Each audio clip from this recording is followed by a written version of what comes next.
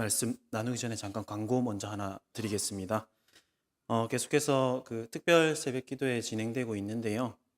어, 특별히 내일부터 그 새벽에 오셔서 배고프실 텐데 좀 드실 수 있게 간단하게 이제 김밥과 음료를 좀 준비하려고 합니다. 그래서 그 카페에 준비를 해놓겠습니다. 그래서 드시면서 교제 나누시고 출근하셔야 되는 분들 하나씩 들고 그렇게 가시면 되겠습니다. 진작 준비를 좀 했어야 되는데 제가 센스가 좀 부족해서 부족합니다. 열심히 하겠습니다. 오늘 기독교 강요 8번째 시간입니다.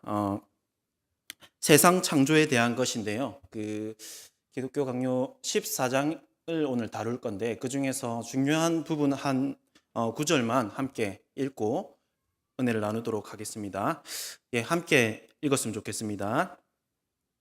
하나님께서 우리를 제한하시기를 원하시는 울타리, 우리가 제멋대로 방황하며 헤매지 않도록 우리의 마음을 가두어 두시기를 원하시는 그 울타리 안에 즐거이 머물자. 우리가 지금 읽은 것은 울타리 안에 머물자라는 그런 말이 나오는데요. 그것도 그냥 머무는 것이 아니라 기꺼이 우리가 즐거이 머물자라고 지금 칼빈이 이야기하고 있습니다. 울타리는 여러분 좋은 것입니다. 그 감금, 억지로 하는 감금이라는 것은 사람을 괴롭게 하는 것이지만 울타리는 사람을 보호하는 것이죠. 그죠? 또 족쇄는 사람의 마음을 굉장히 슬프게 하는 것이지만 울타리는 마음을 편안하게 합니다. 한 교육학자가 연구를 했는데요. 아이들이 경계가 없는 한없이 넓은 공간에서 놀도록 했습니다. 그리고 그 다음에는 울타리를 쳐놓고 아이들을 놀도록 했습니다. 그렇게 하니까 아이들이 울타리가 쳐져 있는 공간에서 훨씬 더 재밌게 즐겁게 누리면서 놀았다는 연구 결과입니다. 하나님께서 우리에게 울타리를 쳐주셨는데 하나님이 쳐주신 울타리라면 굉장히 안전하겠죠, 그죠? 우리가 그 안에서라야 제대로 누리면서 살 수 있다는 겁니다. 그 안이 안전하다고 지금 칼빈이 안전하고 누릴 수 있다고 이야기를 하고 있는 겁니다. 칼빈이 이 14장에서 계속해서 반복하면서 너희들 진짜 조심해야 된다 라고 하고 있는 게 있는데 그게 뭐냐면은 바로 하나님이 쳐주신 이 울타리 너희 벗어나서는 안 된다, 조심해라 이렇게 하고 있는 겁니다. 그래서 칼빈이 기독교 강요 첫 장부터 계속 이야기하면서 강조하는 게 있는데 바로 하나님을 아는 지식, 이거 진짜 무엇보다도 제일 중요한 거다. 이것 다른 지식 다 없어도 인생 안 망하는데 하나님 아는 지식 없으면 너희 인생 망한다. 그렇게 계속 이야기를 하고 있습니다. 그런데 중요한 것은 하나님께서 이 자신을 아는 지식을 우리한테 계시해 주셨는데 이 중요한 지식을 우리가 알아야지 살겠는데 그 계시해 주신 하나님께서 계시해 주신 울타리를 벗어나지 말라는 겁니다. 위험하다고 하는 겁니다. 하나님께서 계시해 주신 그 울타리 안에서만 생각하고 살아라는 것입니다. 그 안이 충분하다고 지금 칼빈이 이야기하고 있는 것입니다. 그래서 울타리 밖으로 우리가 갔을 때 우리는 하나님 알 수 없습니다. 절대로 알 수 없습니다. 이 울타리 밖으로 나가는 것은 마치 인간이 자기 스스로 내면에서 어떤 깊이 생각을 해서 사색해서 하나님을 알려고 하는 어떤 노력과 같다는 겁니다. 그래서 이 인간적으로 내면으로 하는 그 사색, 그건 너희 조심해야 된다. 그걸로는 하나님 알 수 없다. 위험하다. 잘못 알게 된다. 그렇게 이야기하는 겁니다. 그래서 좀 더 구체적으로 조심하라고 경고하는 것이 있는데요. 호기심으로 너희들이 질문하는 것 너희 조심해라 이렇게 이야기합니다. 여러분, 호기심은 사실 나쁜 게 아니죠. 그 자체로만 봤을 때. 우리가 공부 잘하는 아이들 보면 호기심 굉장히 많잖아요. 질문 선생님한테 굉장히 선생님 힘들어할 정도로 질문 많이 하고. 그런 친구들이 처음에는 굉장히 어떻게 보면 뒤떨어져 보이는 친구도 있고, 그런데 나중에 공부를 더 잘합니다. 호기심이 자체가 나쁜 것이 아니라 어, 성경 밖에 있는 것을 호기심으로 계속 질문하고 집착하는 것이 위험하다라고 지금 이야기하는 것입니다. 이것에 대해서 칼빈이 한 가지 예를 들고 있는데요. 이것입니다. A라는 사람이 하루는 아주 경건하고 지혜로운 어떤 B라는 사람에게 와서 질문을 합니다. 어떤 질문이냐면, 하나님이 천지를 창조하시기 전에 하나님은 무엇을 하고 계셨나? 라는 질문입니다. 그래서 이 질문을 받은 B라는 사람이 이렇게 대답을 합니다. 하나님은 당신 같은 자들을 위해서 지옥을 준비하고 계셨다네. 이렇게 답합니다. 뭐 그런 질문 할 수도 있지, 너무 심한 거 아닌가? 요 내용만 들으면 그렇게 오해할 수 있는데, 지금 칼빈이 말하고 있는 맥락 속에 이 이야기를 이해한다면 충분히 우리가 받아들일 수 있습니다. 어떤 맥락이냐 하면 아까 제가 말했던 것처럼 지금 질문한 A라는 사람의 의도 자체가 굉장히 불손하다는 겁니다. 완전한 하나님의 계시를 인정하지 아니하고 어떻게 보면 하나님을 조롱하기까지 하는 나쁜 의도에서 이런 질문들을 한다는 것입니다. 그래서 이 질문을 위험한 것을 넘어서서 악하게까지 지금 칼빈이 설명을 하고 있는 겁니다. 칼빈이 이야기하고 있는 것, 다시 한번 정리하자면, 성경이 말씀하고 있지 않는 것, 언급되어 있다고 하더라도 모호하게 말씀하고 있거나 분명하게 말씀하지 않는 부분을 가지고 그것을 알려고 애쓰고 그렇게 하지 말라는 겁니다. 대신에 성경이 명백하게 말하고 있는 부분을 더 명백하게 알려고 애쓰라는 겁니다. 우리가 성경 공부를 하다 보면 여러 가지 질문들이 많이 생깁니다.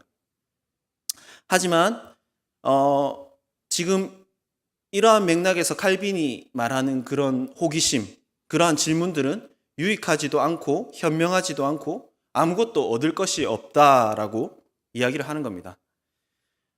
이러한 맥락에서 우리가 처음 읽었던 이 부분을 칼빈이 말하고 있는 것입니다. 우리 다시 한번 읽어볼까요? 처음에 우리 같이 읽었던 거예요. 예. 하나님께서 우리를 제한하시기를 원하시는 울타리, 우리가 제멋대로 방황하며 헤매지 않도록 우리의 마음을 가두시기를 원하시는 그 울타리 안에 즐거이 머물자. 하나님께서 너희들 여기까지만 가렴하고 이야기를 하시는데 우리는 그것을 넘어서서 넘어가고 싶어서 그렇게 한다는 것입니다. 그래서 지금 칼빈이 하나님이 쳐주신 그 울타리 안에 거기서 머물러서 즐거이 거하라. 그 안이 충분하다. 그 안이 안전하다라고 이야기를 하는 겁니다. 그리고 칼빈이 한 가지 원칙을 이야기를 하는데요. 그 원칙이 무엇인지 제가 한번 읽어보도록 하겠습니다. 모든 기독교 교리에서와 같이 신중과 근신의 한 가지 원칙, 즉 모호한 문제에 관해서는 하나님의 말씀이 우리에게 전해주고 있는 것 이상으로 말하거나 추측하거나 알려고 애쓰지 않는다는 원칙을 고수해야 한다는 것을 기억하자. 이렇게 말합니다. 이단들의 특징이 있습니다. 성경이 모호하게 말하고 있는 것 또는 선명하게 말하지 않는 것을 선명히 그들은 설명을 하죠. 우리에게는 언제나 호기심이 있습니다. 신앙생활 오래 한 사람들도 누구한테는 말하지 않더라도 마음속으로 호기심을 가지고 있습니다. 물론 성경이 명백하게 말하고 있는 호기심이라면 우리가 연구하고 또 대답할 수도 있고 깊이 생각할 수가 있습니다. 근데 이단들이 말하는 것의 특징은 성경이 말하지 않는 부분을 건드린다는 것에 있습니다. 예를 든다면 창세기의 창조 이전의 것을 굉장히 분명하게 그들이 말합니다. 그리고 요한계시록 뒷부분 같은 것들에 집중해서 그렇게 선명하게 설명을 합니다. 이런 부분들을 선명하게 설명한다는 것은 오히려 이상한 것이라는 것을 우리가 알아야 됩니다. 아까 제가 예로 들었던 것처럼 창조 이전에 하나님이 무엇을 하셨는가, 이것을 사람들이 궁금해하니까 그것에 대해서 아주 매력적이게 이야기를 만들어서 설명을 해줍니다. 그렇게 하니까 사람들이 굉장히 속이 시원하다 막 이러면서 좋아하는 거죠. 분명한 것은 그것은 속이 시원한 게 아니라 속아 넘어가는 것이라는 겁니다. 인간이 스스로 사색하는 것에 대한 그 위험성에 대해서 지금 칼빈이 이야기를 하면서 너희 조심해야 돼, 분명히 해야 돼 라고 이야기를 한 후에 그리고 이제 그 다음에 너희들이 중요한 이것을 알아야 된다라고 설명을 해주는 게 있는데, 그것이 바로 창조에 대한 설명입니다. 그 중에서 인간 창조에 나타난 하나님의 그 아버지와 같은 사랑에 대해서 칼빈이 강조를 하면서 이렇게 얘기합니다. 만물의 창조 순서에서 하나님의 인류를 향한 부성의 아버지와 같은 마음을 주의 깊게 우리가 깊이 생각해야 된다. 만일 하나님께서 아담을 불모의 빈 땅에 두셨다면, 또는 빛이 있기도 전에 그에게 생명을 주셨다면 아마 하나님은 인간의 복지를 충분히 마련하지 않은 것처럼 보여졌을 것이기 때문이다. 이렇게 이야기합니다. 무슨 말이냐면 하나님이 인간을 만드실 때 모든 창조의 제일 마지막에 인간을 만드셨는데 마지막에 인간을 만드신 이유가 하나님의 관심사에 밀려나 있어서 또는 중요하지 않아서가 아니라 반대로 아주 인간이 가장 중요하기 때문에, 인간이 딱 창조되었을 때 그곳에 완벽한 환경을 조성해 주시기 위해서 마치 그곳에는 하나도 결핍이 없고 부족함이 없는 그러한 곳을 조성해 놓아 주시기 위해서 마지막에 인간을 창조하셨다는 겁니다. 그렇기 때문에 우리는 이 창조 기사를 통해서 하나님 당신의 선하심을 알 수 있습니다. 만물의 창조를 통해, 만물의 창조 순서를 통해서 하나님이 얼마나 선하시고 우리를 사랑하시는가, 이것을 알게 된다는 거죠. 우리가 창세기 1장만 그래서 공부해 보더라도 성령께서 깨달음을 주신다면 하나님께서 얼마나 우리를 사랑하시고 얼마나 선한 의도를 가지고 계시고 우리에게 필요한 인생의 모든 것들을 공급해 주시는 분이라는 것을 우리가 깨닫고 실제로 우리가 살아갈 때에 큰 유익을 얻으면서 살아갈 수 있다는 거죠. 칼빈은 그냥 지금 계속해서 내면적인 인간의 사색으로 설명을 하는 것이 아니라 성경 말씀을 통해서 질문하고 생각하고 그렇게 합니다. 여러분들 다른 게 신학이 아니라 성경 말씀, 하나님께서 쳐주신 울타리, 그 안에서 우리가 질문하고 생각을 한다면 이것이 바로 신학하는 겁니다. 이런 의미에서 여기 계신 우리 모두, 신자인 우리 모두는 신학자라고 할 수 있습니다.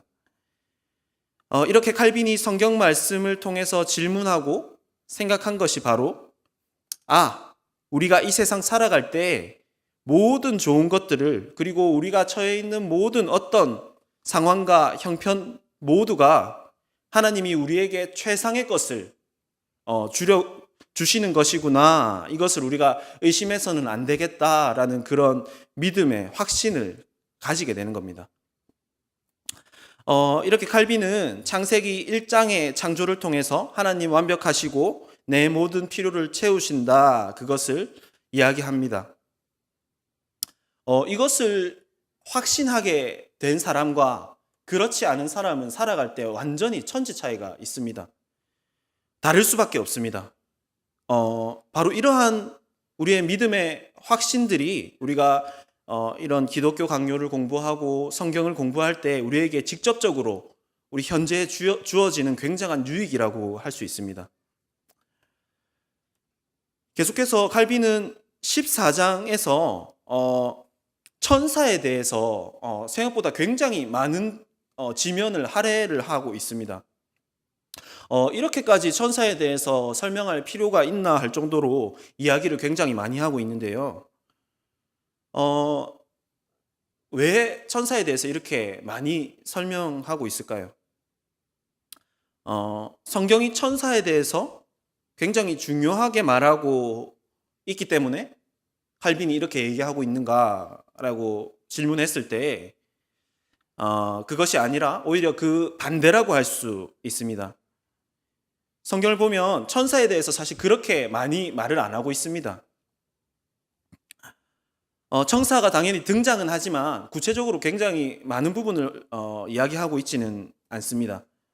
그러면 왜 지금 칼빈이 이렇게 천사에 대해서 굉장한 많은 지면을 할애하고 있느냐 했을 때 그것은 그때 당시의 시대적 상황도 이해할 필요가 있습니다. 당시에 천사들에 대해서 사람들이 너무 많이 집착을 한 겁니다. 이것은 칼빈 시대뿐만 아니라 그 전에도 사람들이 천사에 대해서 굉장히 집착을 많이 했고요. 그리고 지금 시대도 보면 사람들이 천사에 대해 굉장한 관심을 가지고 집착을 좀 하는 편이 있습니다. 하는 경향이 있습니다. 지나친 천사에 대한 관심 그리고 그로 인한 오해들 때문에 칼빈은 이것이 이거 위험하다 안 되겠다 해서 지금 설명을 하고 있는 것입니다. 그 오해가 뭔지를 살펴보자면 기본적으로 천사는 하나님의 일꾼입니다. 근데 사람들이 다르게 계속 해석을 한다는 것입니다. 그리고 천사는 하나님과 같은 영원히 존재하는 하나님과 같은 존재가 아니라 하나님이 창조하신 피조된 존재입니다. 그런데 문제는 소위 종교적으로 이원론들이라고 하는 그런 것들이 기독교에 굉장히 영향을 많이 미쳤고 생각보다 지금도 교회 안에 많이 들어와 있다는 것입니다. 이원론이라고 하면은 여러 가지로 설명할 수 있는데 대표적으로 고대의 마니교라는 것을 예로 들 수 있습니다.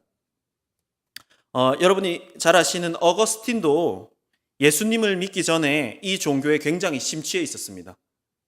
이 종교는 굉장히 그 철학적인 배경을 가지고 있는 종교인데요. 우리가 철학적이라고 했을 때 굉장히 고상한 게 아닌가라고 할 수 있는데 그냥 인간적인 사색에서 나온 결과물들이라고 생각하시면 됩니다. 말이 좋아서 철학이지 지금 우리가 살펴보고 있는 맥락에서 마니교와 같은 이원론적인 철학은 소위 말하는 그냥 우스갯소리로 말하는 개똥 철학입니다. 단순하게 설명하자면 선한 것들의 기원은 하나님이고 악한 것들의 기원은 마귀라는 겁니다.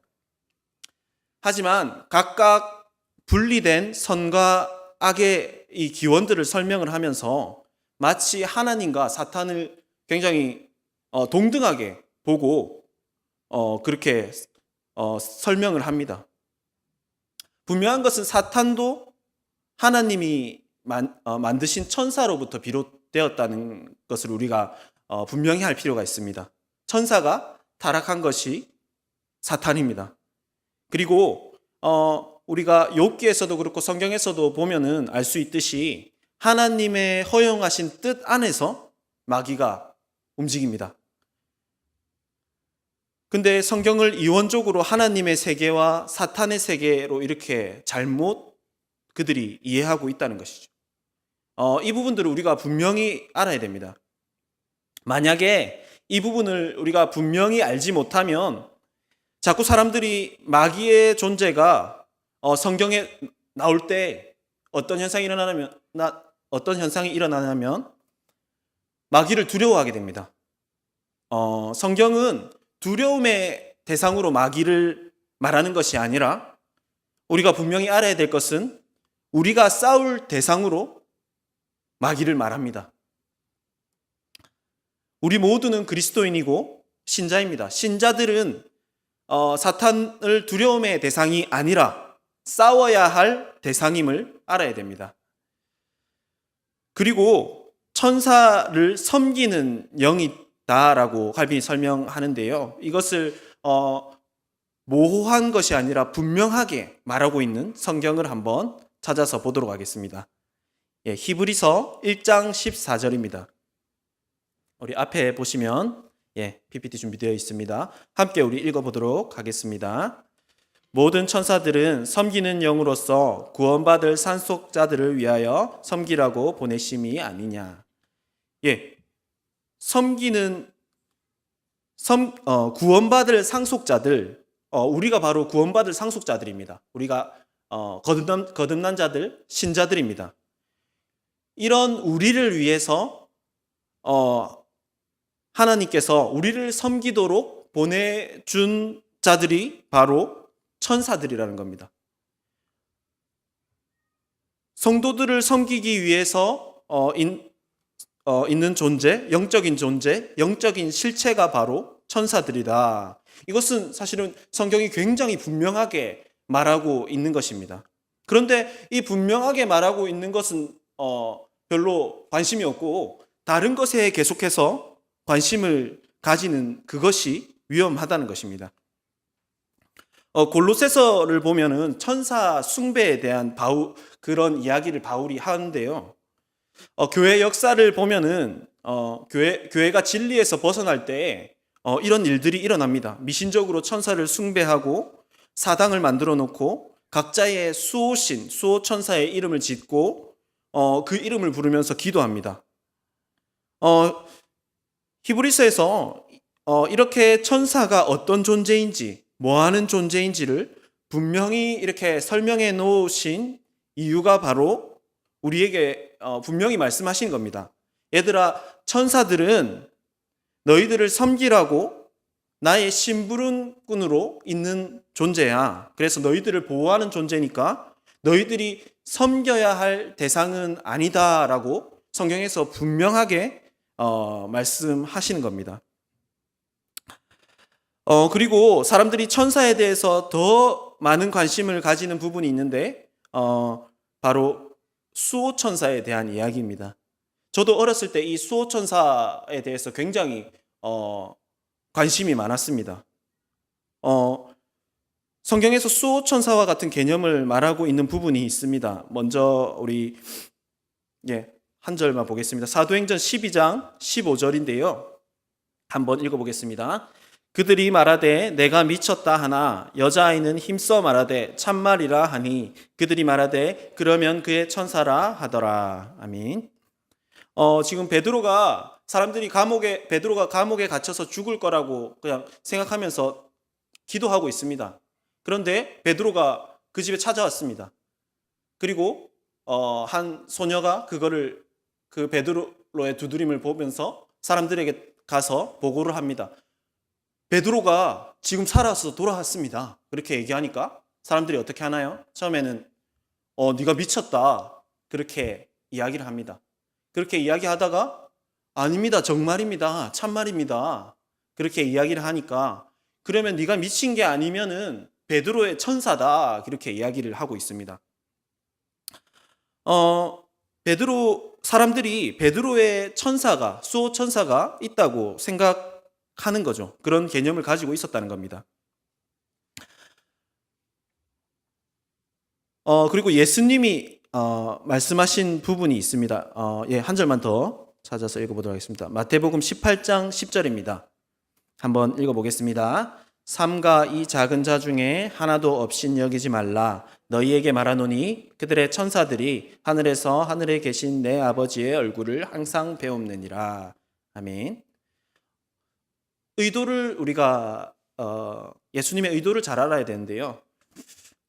이 말씀하시는 의도는 야, 너희들 꼬마라고 무시하지 마라. 사람이 뭐가 없다고 무시하지 마라. 못 배웠다고 무시하지 마라. 어쨌든 하나님의 자녀, 하나님의 사람은 굉장히 소중한 존재다. 그래서 하나님이 천사들을 보내셔서 지키는 그런 소중한 존재다. 이런 의도에서 그렇게 말씀을 하시는 겁니다.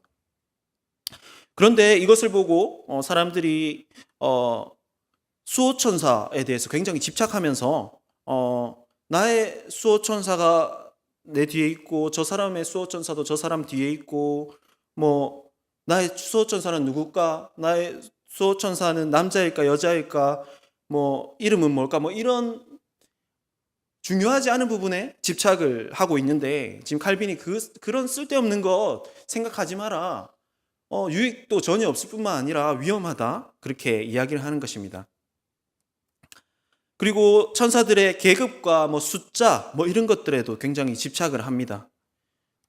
그래서 뭐 예를 들면 천사장, 뭐 미가엘, 뭐 이런 천군 천사 이런 표현들이 나오니까 천사들도 계급이 있다. 그러니까 계급이 있으니까 천사들도 계급이 있으니 우리 교회도 계급이 있어야 된다. 그래서 나누기 시작합니다.